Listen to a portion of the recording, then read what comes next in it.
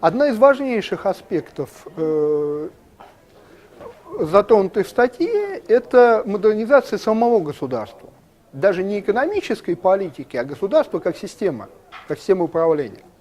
И ключевой здесь является борьба с коррупцией, потому что она, с одной стороны, является предметом именно государственного управления, с другой стороны, основным риском бизнеса, о чем прямую сказано в статье. Как правильно говорили коллеги на круглом столе, впервые сказано, что коррупция у нас системная.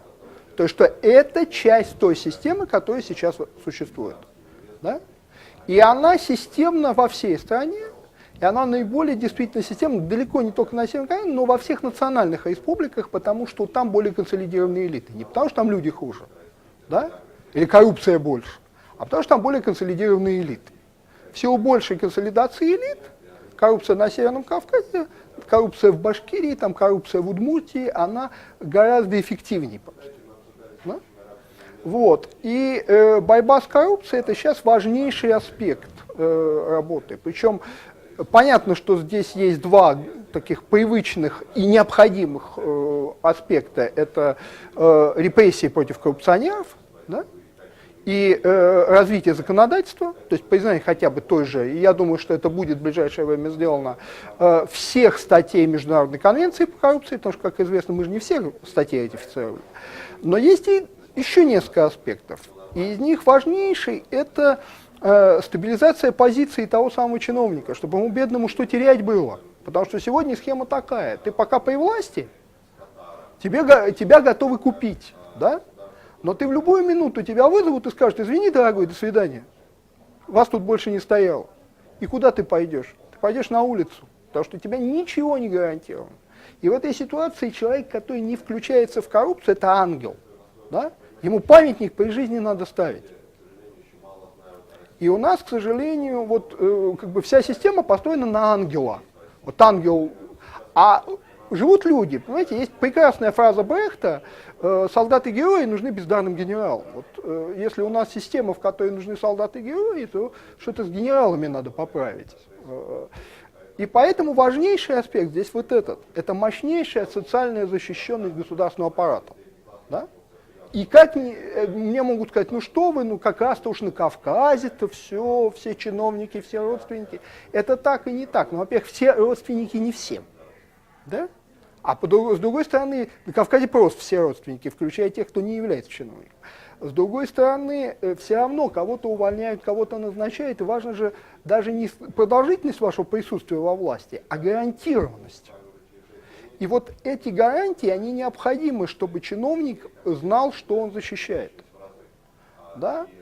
Резкое улучшение уровня жизни, причем не за счет коррупции, да, вот официального уровня жизни, потому что я понимаю, что коррумпированный чиновник живет неплохо. Резкая, четкая система гарантий для честного чиновника, то есть для того, кто не подвергался уголовному преследованию. В социальной сфере, да, пенсионном обеспечении. Потому что сегодня вот эти вот так любимые разговоры нашими оппозиционерами, чиновники, которые получают огромную пенсию, я посмотрел бы, как господин Навальный на эту пенсию пожил. Да? Или любой крупный политический деятель. Очень быстро он бы стал грустен и не так активен. Это третий вот аспект. И четвертый аспект – это введение репутационного капитала. Я об этом говорю как попугай везде, на всех углах, потому что много говорю о коррупции. Это репутационный капитал. Пока что беда России в том, что у нас прилично быть богатым в любом случае, совершенно вне зависимости от того, где вы это богатство взяли. Собственно, об этом отчасти в статье говорится. Да? Вот. У нас прилично быть богатым любой ценой. Если ты смог разбогатеть, то ты достойный человек. Вот наши олигархи, попав на Запад, поняли, что это не совсем так, что если ты разбогател другой ценой, то ты это можешь сделать только один раз. Вот ты разбогатеешь, но тебя уже никогда не примут в общество.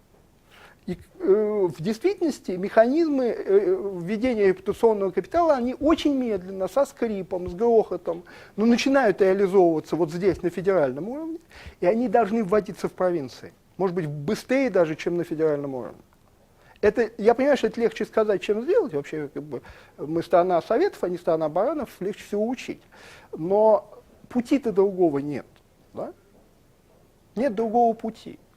Кстати, это один из аспектов того, чтобы эти самые чиновники были приняты там. Потому что сегодня наш чиновник, вот, он воспринимается иногда с испугом на Западе. Да? Ну, наверное, коррупционер гад раз приехал, тут такой вот весь погад.